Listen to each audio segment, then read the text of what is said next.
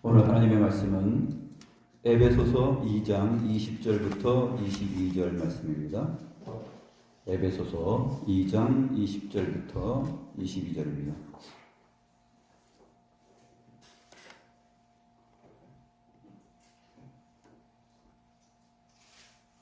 제가 하나님의 말씀을 받들어 읽겠습니다. 너희는 사도들과 선지자들의 터 위에 세우심을 입은 자라. 그리스도 예수께서 친히 모퉁이 돌이 되셨느니라. 그의 안에서 건물마다 서로 연결하여 주 안에서 성전이 되어가고 너희도 성령 안에서 하나님이 거하실 처소가 되기 위하여 그리스도 예수 안에서 함께 지어져 가느니라. 지난주에 우리가 거룩한 영인 성령을 믿는다라는 고백을 살펴보았습니다. 성령을 믿사오며 이 대목부터는 두 번째 크레도의 문단이라고 그랬죠. 그래서 그 뒤로 이어지는 교회와 성령과의 관계가 쭉 거룩함이라는 단어로 함께 짝을 이루면서 긴밀하게 연결되면서 진행되고 있음을 우리가 볼 수 있습니다. 거룩한 공회라는 이 고백의 내용은 쌍탐 에클레시암 카톨리캄이라는 이 라틴어 단어인데, 이것을 정확하게 말을 하면 거룩한 공교회, 또 우리 사도신경에는 거룩한 공회와 이렇게 거룩한 공회로 되어 있는데, 정확히 하면은 거룩한 공교회 또는 거룩한 보편적 교회, 이렇게 번역이 됩니다. 그래서 이 카톨릭이라는 이 용어와 단어가 로마 카톨릭 천주교의 천주교에게만 해당되는 것인 것처럼 이해가 되어졌는데, 사실 그런 의미가 아닙니다. 이 카톨릭이라는 의미의 정확한 의미는 로마 카톨릭 천주교에 속한 것이 아니라 시대의 세상의 처음부터 세상의 마지막 날까지 그리스도 안에서 택함을 받은 자들이 교회라는 이름으로 일컬어지는 그 무리들 전체를 가리켜서 카톨릭이다 이렇게 표현을 하는 것이죠. 그래서 이 부분 이 카톨릭이라는 부분이 이제는 지금은 우리가 표기를 할 때 가톨릭으로 표현하고 있지 않습니까? 그리고 또 교회 이렇게 표현하는데, 아무튼 이 카톨릭 천주교의 신앙과 그들의 말씀에 대한 이해와 해석과 신앙 이 모든 것들은 사실 성경적인 의미에서 많이 이탈되어 있기 때문에 그들 가운데서 구원을 얻게 될 사람들이 얼마나 있을지는 조금 부정적입니다.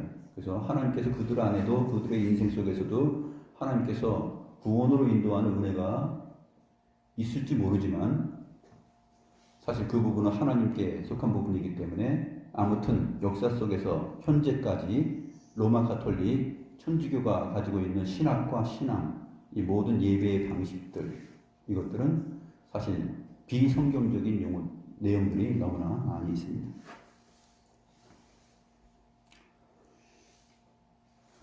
그래서 카톨릭이란 용어는 바로 세상의 처음부터 마지막까지 모든 인류 가운데서 영생을 위하여 택하신 교회를 일컫는 용어다라는 것을 우리가 기억하면서 거룩한 공회와 이 거룩한 공회를 믿는다라는 의미를 살펴보겠습니다. 로마 카톨릭의 부패와 오류를 극복한 종교개혁, 이것이 16, 17세기 때 찬란하게 빛을 발하였는데, 바로 그것을 가리켜서 그 16, 17세기의 교회 개혁, 종교 개혁을 개혁된 교회의 정체성이다 이렇게 봅니다.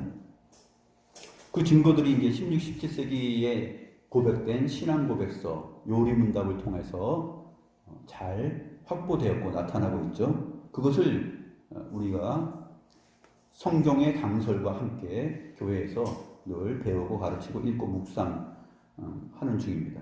그런데 지금 이 코로나 시대 이후로 그런 부분들을 충실하게 하지 못하는 것이 조금 안타깝죠.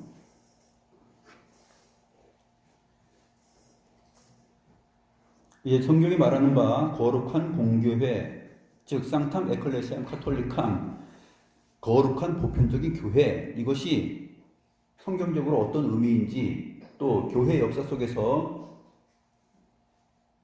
확보된 또 정립된 내용들은 어떤 것인지를 살펴보겠습니다.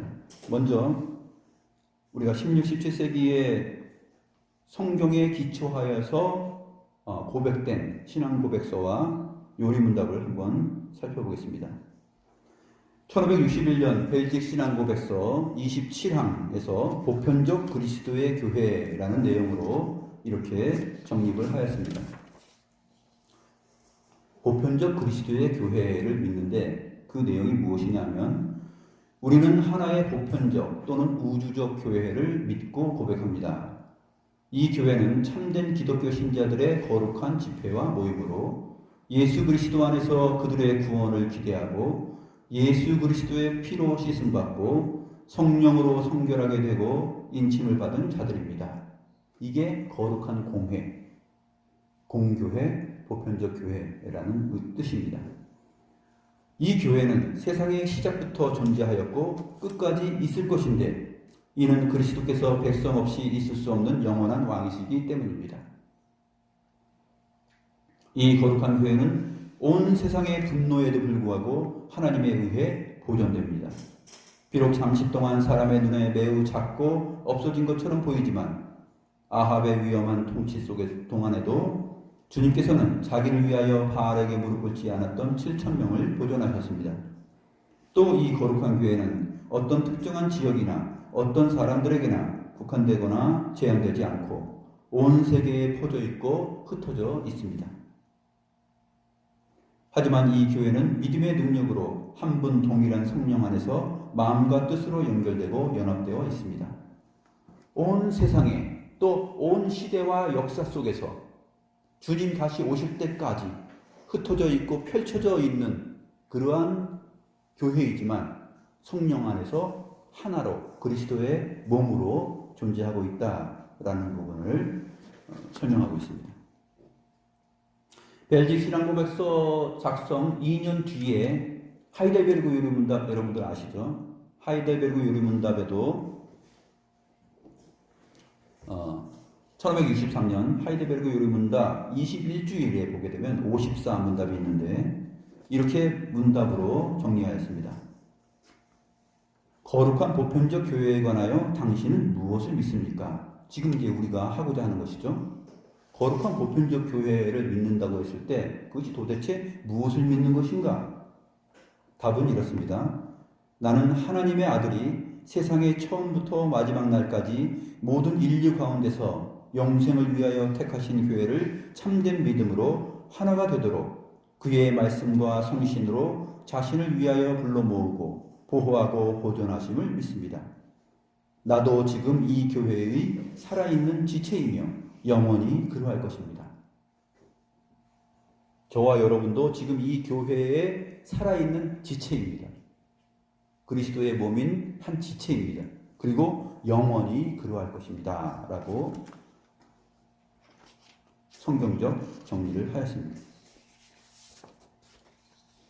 그 후에 1647년에 작성되고 1년간의 충분한 검토를 한 후에 1648년 7월 2일에 승인된 웨스트민스터 대요리문답 62문부터 64문까지 보게 되면은 이렇게 거룩한 공교회에 대해서 정리하는데, 보이는 교회와 보이지 않는 교회라는 표현을 써서 정리하였습니다.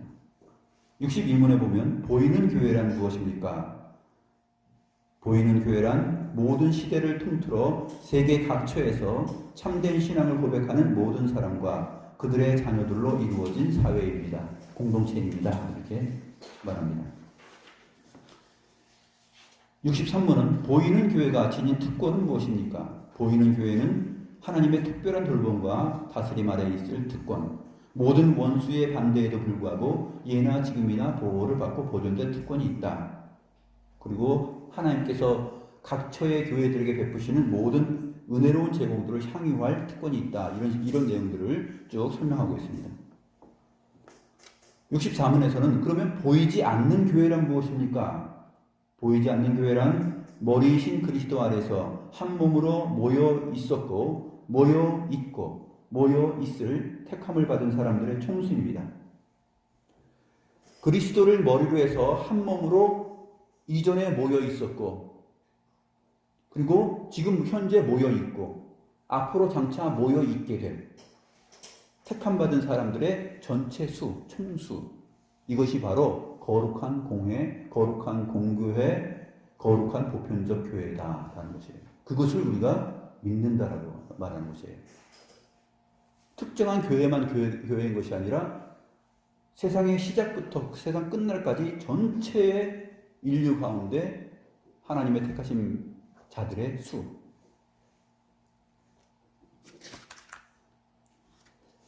그러면 16, 17세기 때 이렇게 정리가 되었는데 한국 교회는 거룩한 공회를 믿는다라고 했을 때 어떻게 정립이 됐을까요? 한국 교회는 1907년 대한예수교 장로회 규칙 제1조 교회 1항에서 거룩한 공회에 대하여서 이렇게 정리를 하였습니다.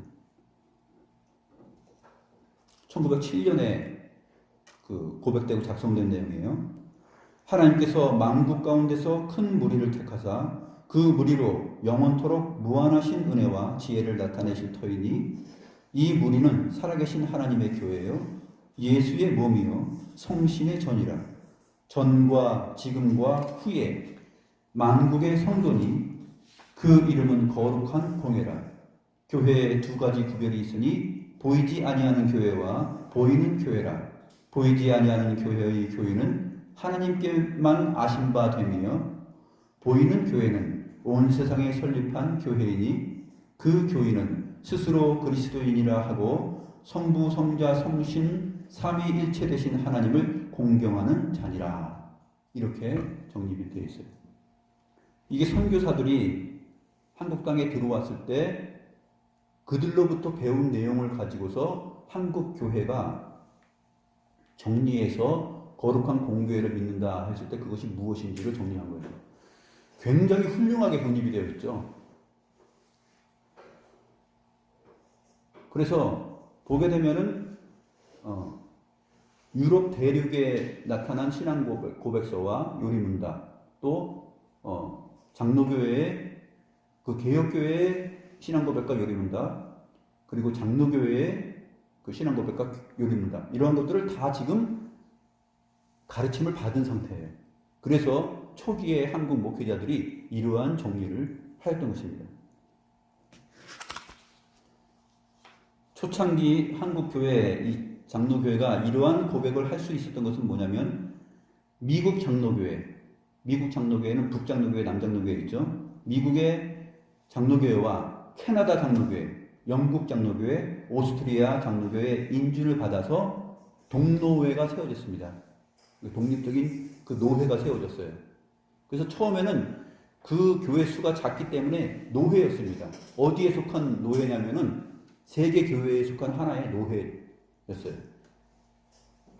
캐나다 장로교, 미국 장로교, 영국 장로교, 오스트리아 장로교 그 선교사들의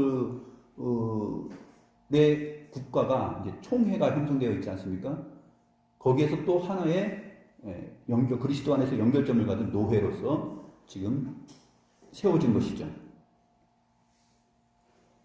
이러한 사실을 볼 때 한국교회의 이 장로교회가 거룩한 공회를 믿는다라고 고백을 하였을 때는 그저 자기들끼리의 독단적으로 이러한 내용을 고백한 것이 아니라 그 맥락이 미국, 캐나다, 영국, 오스트리아 즉 말하면 전 세계 개혁된 장로교회가 확보하고 있는 그 신앙 고백을 함께 역사적으로 같이 공유하며 고백하였다는 것이에요. 그것이 굉장히 중요합니다. 이 말은 역사적으로 거슬러 올라가면 어떻게 되냐면 사도들과 선지자들의 터 위에 세워진 교회를 믿는다는 고백이에요. 역사적으로 쭉 올라가면 바로 오늘 본문 에베소서 2장 20절에서 22절에서 말하고 있는 그 내용을 믿는다. 또는 그 밖에 성경에 기록된 모든 거룩한 공교회, 보편적 교회에 대한 그 내용들을, 의미들을 믿는다는 것입니다. 그래서 오늘 본문이 말하는 바 사도들과 선지자들의 터 위에 세워진 교회이며 모퉁이 돌이신 그리스도 예수 안에서 함께 지어져가는 교회이며 성령 안에서 하나님이 거하실 처소로 되어지는 교회입니다. 이게 거룩한 공회예요.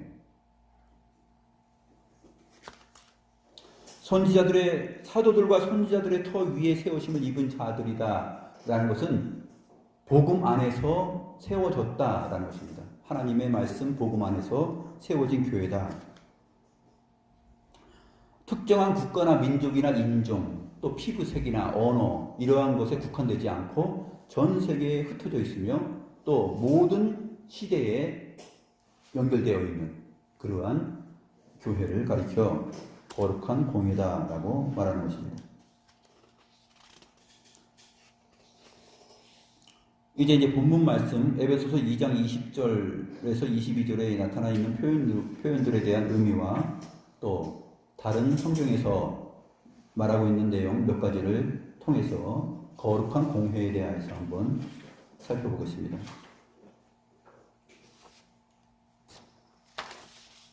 오늘 본문에서 이 모퉁이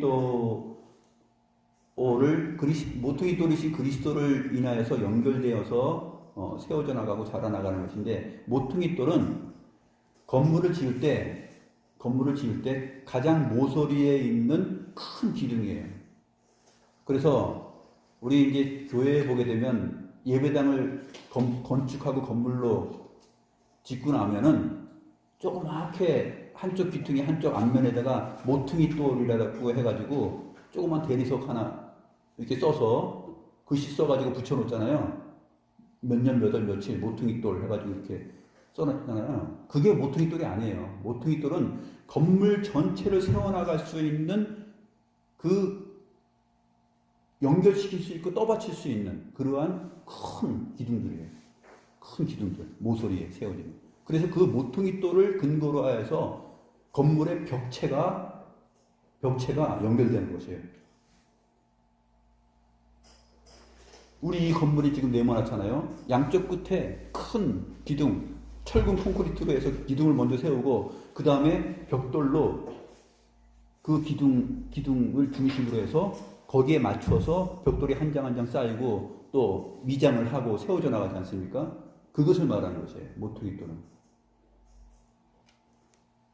그래서 그 모퉁이 돌이신 예수 그리스도를 중심으로 하여서 함께 지어져 나간다, 이런 표현을 하는 것입니다. 여기서 주목할 표현은 지어졌다가 아니라 지어져 나간다는 것이에요. 현재 진행형으로 설명하고 있습니다. 아직까지 지어져 가는 것입니다.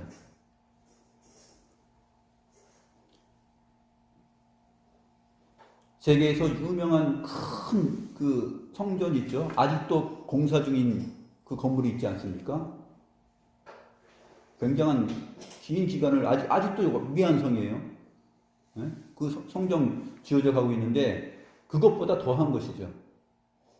세상의 시작부터 주님 오실 때까지 계속 지어져 가고 있는 중이에요. 현재 진행이.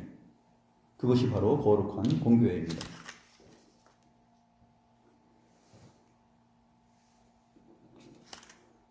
그래서 오늘 사도 바울은 에베소서 2장에서 건물로서의 지어져가는 성전을 비유를 들어서 참된 성전이 그리스도와 교회와의 관계를 설명을 하고 있는 것입니다.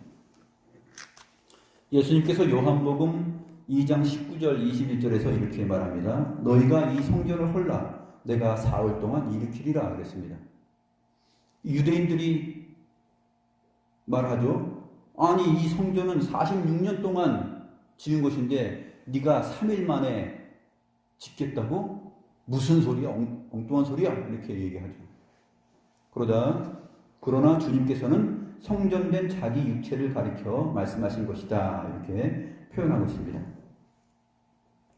성전된 그의 육체를 가리켜 말한 것입니다. 너희가 이 성전을 헐라 했을 때 성전된 그의 몸, 이 소마토스, 몸입니다. 오늘 에베소서에 나오는 이 소마토스예요. 몸. 성경이 말하고 있는 몸으로서의 교회입니다. 그러니까 이중적 의미가 있는 것이에요. 참 성전이신 그리스도의 몸이 십자가 위에서 찢기고 헐어지게 될 것입니다. 죽게 될 것이에요. 그런데 3일 만에 세웁니다. 3일 만에 부활하시죠. 그래서 참 성전이신 그리스도가 살아나고 부활하셨고, 그 그리스도의 부활을 통하여서 그리스도 안에 연결되어 있는 구약과 신약의 모든 성도들이 다 하나님의 교회로 머리이신 그리스도와 연결되고 모퉁이 돌이신 그리스도와 연결되어서 지어져 간다라는 것이죠. 하나님께서 그리스도의 죽으심과 부활을 통하여서 그 일을 단번에 이루신 것이에요. 3일 만에 세운다. 지금 3일 만에 부활하심으로 세우신 거예요.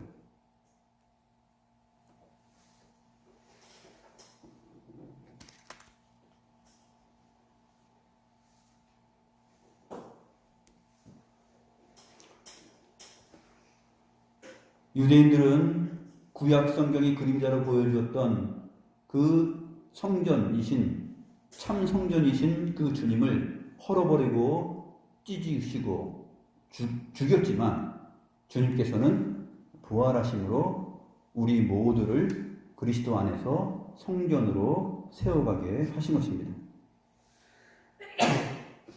에베소서 1장 22절과 23절을 보게 되면 그리스도가 교회의 머리이고 교회는 그의 몸이다 이렇게 말합니다.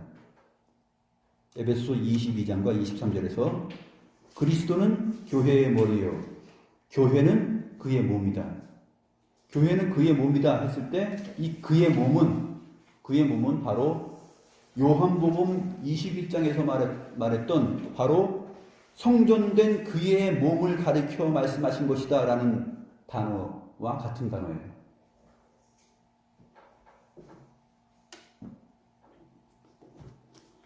고린도전서 3장 16절은 너희는 너희가 하나님의 성전인 것과 하나님의 성령이 너희 안에 계시는 것을 알지 못하느냐. 우리가 하나님의 성전이라는 것이죠. 하나님의 성령이 우리 안에 거하심으로. 그것을 알지 못하느냐 이렇게 표현하죠.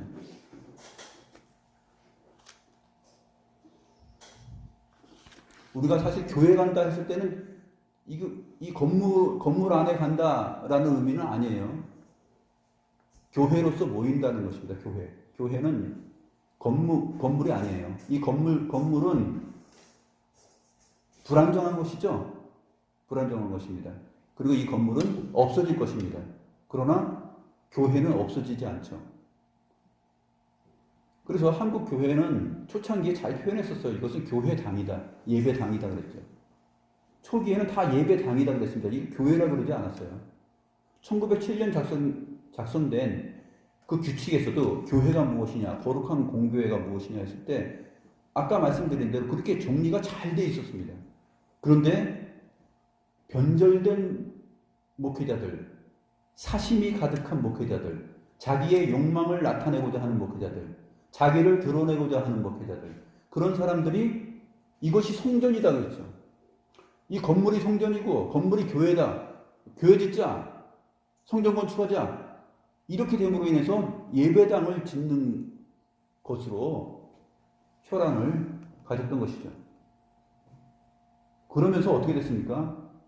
성경이 말하는 성경적 교회, 하나님의 성전의 개념들이 다 사라져버린 것이에요.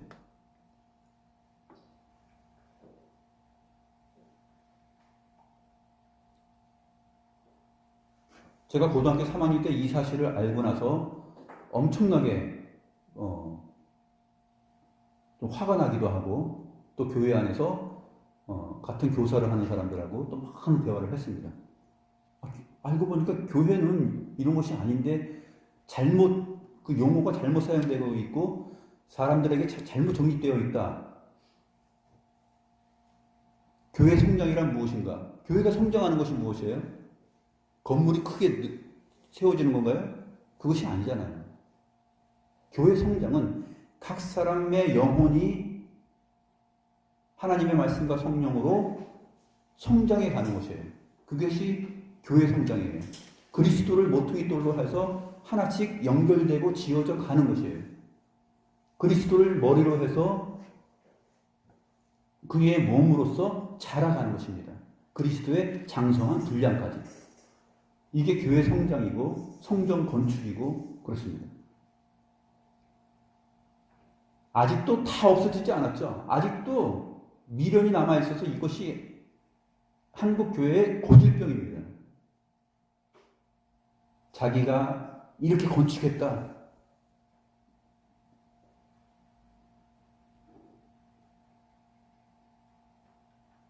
제가 오늘 기도할 때 표현한 것처럼 교회의 탁월함은 교인의 수에 있지 않고 순결함에 있다라는 것이에요. 그것을 꼭 명심해야 됩니다. 우리가 하나님의 말씀과 성령을 따라서 어떻게 순결한 그리스도의 몸으로 또 모퉁이 돌이신 그리스도와 함께 연결되어서 연합되어서 어떻게 자라가고 있는가, 이 부분에 신경을 써야 되는 것이에요. 다른 헛된 생각을 가지고서 스스로 교회됨과 지체됨을 소홀히 여기거나 스스로 부족하게 생각하거나 또 용기를 잃거나 해서는 안 됩니다.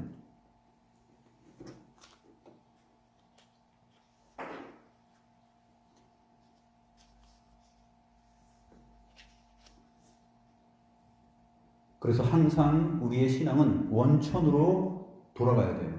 원천으로. 하나님의 말씀으로, 하나님의 뜻으로 돌아가야 되는 것이죠. 요한계시록 21장 9절에서 22절을 보게 되면 사도 요한이 하나님께로부터 하늘로서 내려오는 신부 곧 어린 양의 아내를 보면서 기록을 합니다. 신부 곧 어린 양의 아내 무엇일까요? 하늘로서부터 내려오는 거룩한 성 예루살렘인데 이것이 교회입니다. 그것을 보는데 얼마나 웅장하고 아름다운지 한번 보겠습니다. 12절과 13절을 보면 문들이 있습니다. 문들이 있는데 12문이 있어요. 그 성에 12문이 있는데 이스라엘 자손 12지파의 이름이 있습니다. 문에. 그리고 12문은 동서남북으로 3개씩 있습니다. 우리가 이 모습을 통해서 뭘 생각할 수 있죠? 구약성경에서 성막이 있죠? 성막이 있으면 모세 시대 때 성막이 있으면 이스라엘 백성들이 텐트를 칠 때 어떻게 칩니까? 성막, 하나님이 계신 성소를 중심으로 해서 3지파씩 동서남북으로 치게 됩니다. 바로 이 그림을 요한계시록에서 말하고 있는 것이에요. 12문이 있는데 거기에는 이스라엘 12지파의 이름이 있다. 뭘 말하는 거냐면 구약의 모든 성도들을 말해요. 그 다음에는 그 성곽에는 12기초석이 있는데 그 위에는 어린 양의 12사도의 12 이름들이 있었다.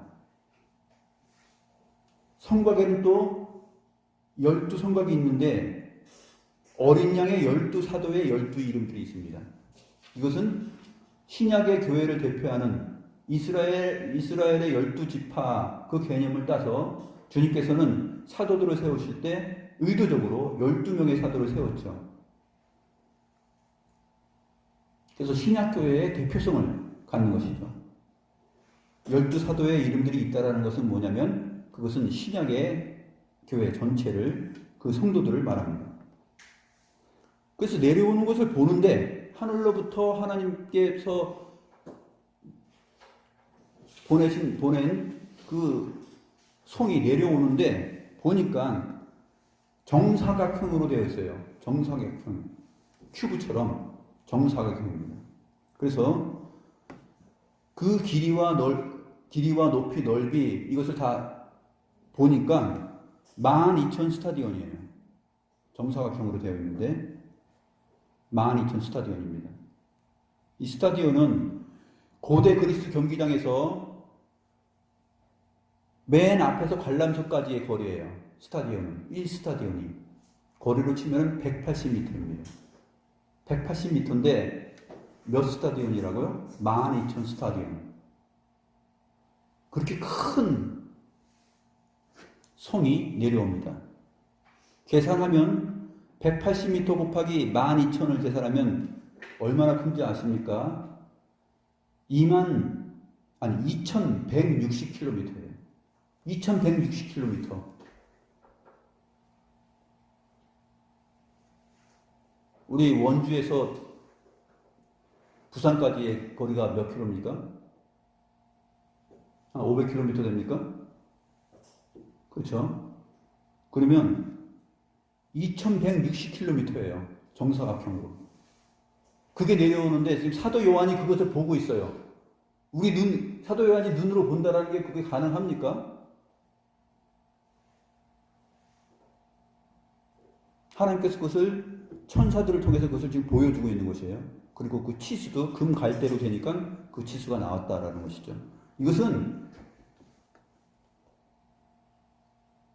물리적으로 그러한 크기다라는 것을 말하는 것이 아니라 그만큼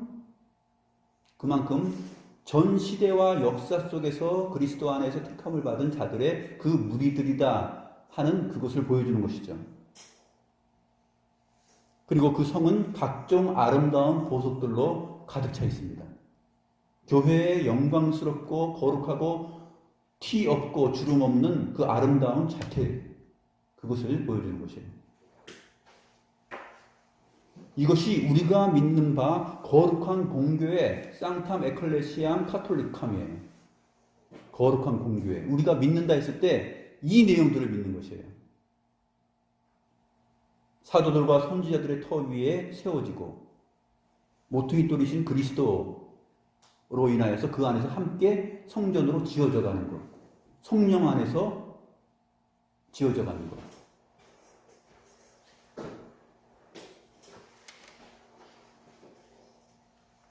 그것을 가리켜서 우리가 거룩한 교회를 믿는다 하는 것입니다.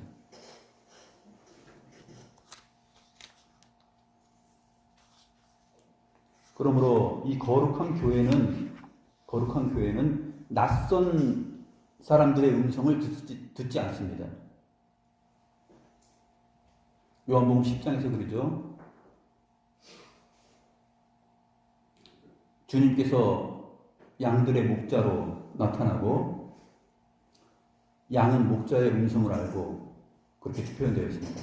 양들은 목자의 음성을 압니다. 이 거룩한 교회에 속한 무리들은 낯선 이를 따르지 않습니다. 양들이 자기 주인의 목소리를 정확히 알아요. 그래서 낯선 목소리, 교회라고 간판을 걸고 뭐 장로교, 침례교, 기타 등등 이단 교회들이 있잖아요. 성경적으로 바르지 않은 모든 이단들, 그 교회들, 그런 사람들의 목소리에 귀를 기울이지 않습니다. 이 거룩한 교회는 목자의 음성을 정확하게 알아들어요. 우리 주님이 말씀하신 성경 말씀이 무엇인지, 교회가 무엇인지, 신앙이 무엇인지, 믿음이 무엇인지, 우리의 구원이 무엇인지, 하나님의 말씀과 성령 안에서 우리의 영혼의 귀는 바로 낯선 이들의 음성을 듣지 않고 참된 하나님의 말씀을 따라서 지어져 갑니다. 그러면 이 숫자는 어떨까? 숫자도 딱 정해져 있습니다. 생명책에 기록되어 있는 사람들이에요. 생명책에 이미 영원한 때에 하나님께서 미리 그 생명책에 다 정리를 해놨어요. 생명책에 기록되지 않은 사람들은 바로 거룩한 공교회에 속하지 않습니다. 요한계시록 20장과 21장에서 말하고 있죠. 요한계시록 7장 4절부터 14절, 14장 1절에서 5절은 보편적 교회의 총 숫자, 즉 공교회의 총 숫자를 상징적으로 표현하고 있는데 어떻게 표현하고 있습니까?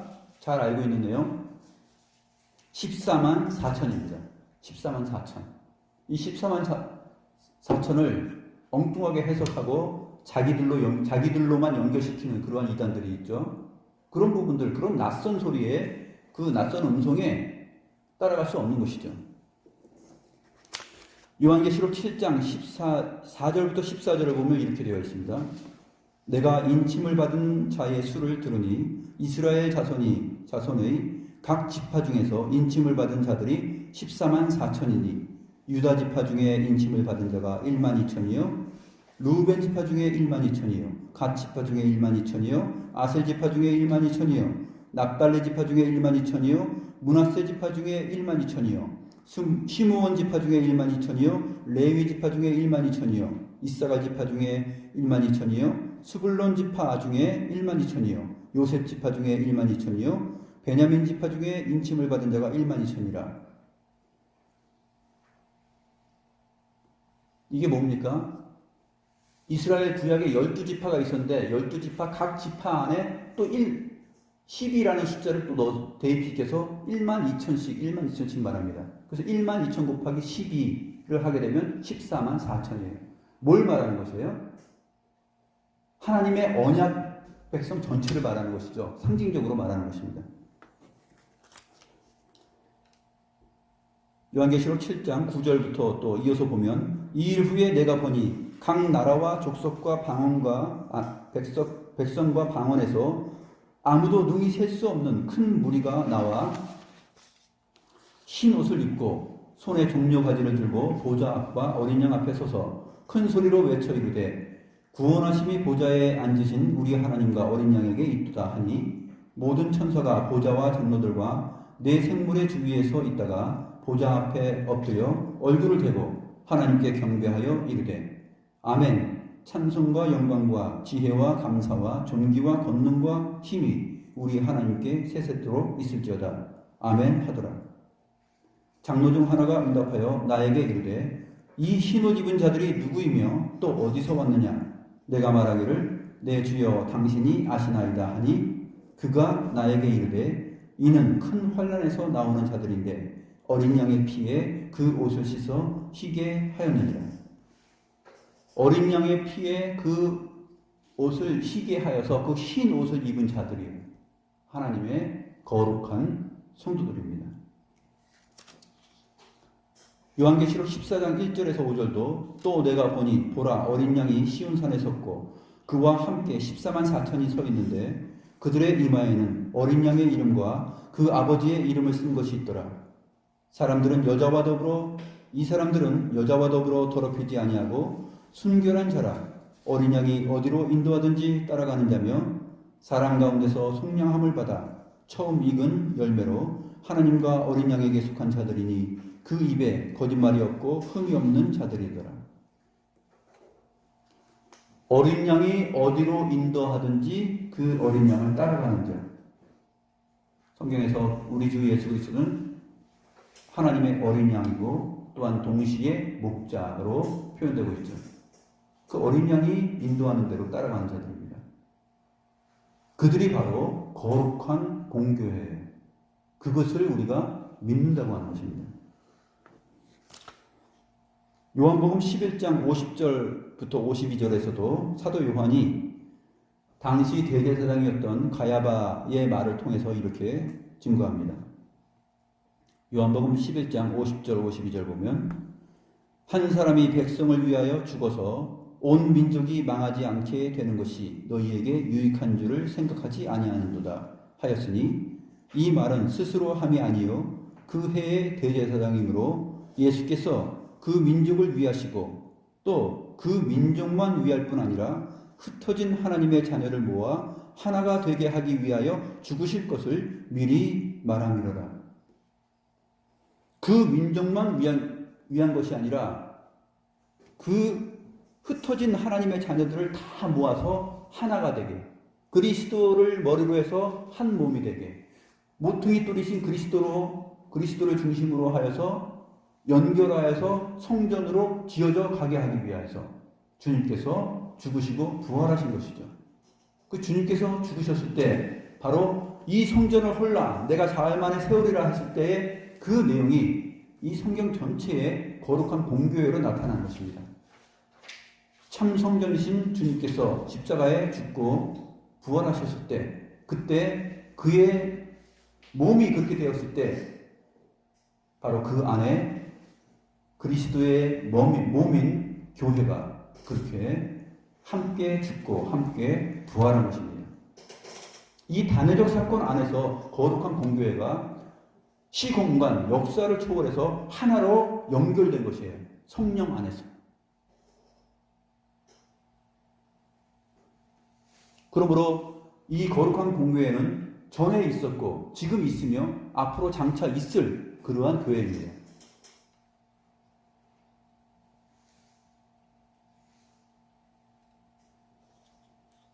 눈에 보이는 교회와 보이지 않는 교회가 있는데 이것은 서로 두 개념으로 나눠지는 것이 아니라 사실은 같은 내용이에요. 같은 의미입니다. 눈에 보이는 교회는 무엇이냐면 역사적으로 우리가 성삼위 하나님, 성부, 성자, 성령 하나님을 참된 하나님으로 고백하면서 성경적 신앙을 역사 속에서 살아가는, 전 시대 속에서 살아가는 모든 사람들이죠. 보이지 않는 교회는 사실 하나님의 눈에만 보이는 전체 역사 속에서 그리스도 안에서 택함을 받은 그 구원받은 사람들의 전체 수입니다. 서로 다르지 않은 것이죠.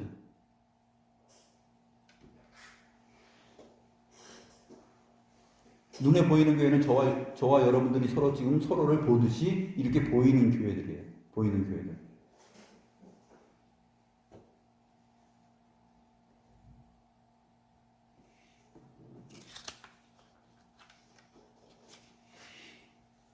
그러나 엄밀한 의미에서는 하나님의 눈에만 보이는 교회죠.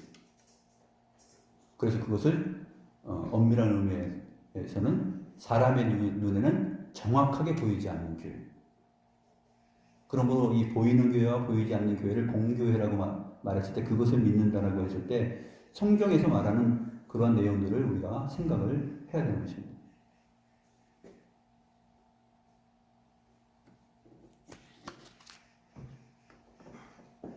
그래서 한 목자의 음성을 듣고 함께 배우고 함께 자라가고 또 함께 성장하고 그 아픔과 기쁨을 같이 나누며 그렇게 그리스도의 장성한 분량까지 세워져 나가는 교회, 그렇게 세워져 나갔던 교회, 세워져 나가고 있는 교회, 앞으로 지금 태어나진 않았지만 또 태어나서 세워질 교회, 그것이 거룩한 공교회입니다.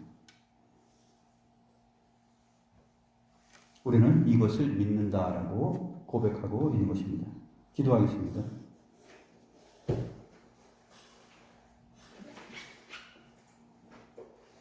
하나님 아버지, 거룩한 공교회를 믿는다라는 말을 우리가 살펴보았습니다. 세상의 처음부터 세상의 마지막까지 그리스도 예수 안에서 택함을 받고 모퉁이 뚫으신 그리스도를 중심으로 하여 그 벽체가 세워져 나가는 것처럼 함께 세워지고 지어져 나가는 그러한 교회이며 그리스도를 머리로 해서 각 지체가 연결되어 있는 바로 그의 몸이 된 교회입니다. 성령 안에서 하나가 되어서 함께 성장하고 함께 지어져가는 교회입니다. 이 아름답고 웅장한 신구약 성도들의 모임 전체인 거룩한 공교회를 우리가 믿는다고 고백하였습니다. 여기에 나도 영원히 소외되지 않고 포함되어 있다는 사실도 우리가 살펴봤습니다. 그러므로 그리스도의 말씀과 성령을 따라서 언제나 우리가 같은 양분을 먹으며 또 함께 나누며 성장해 갈 수 있는 그러한 지체들이 되게 하시고 또 함께 기도하며 함께 용기를 주는 그러한 지체들로 자라갈 수 있도록 하나님께서 인도하여 주시옵소서. 감사함을 드렸고 살아계신 우리 구주 예수 그리스도의 이름으로 기도드리옵나이다. 아멘.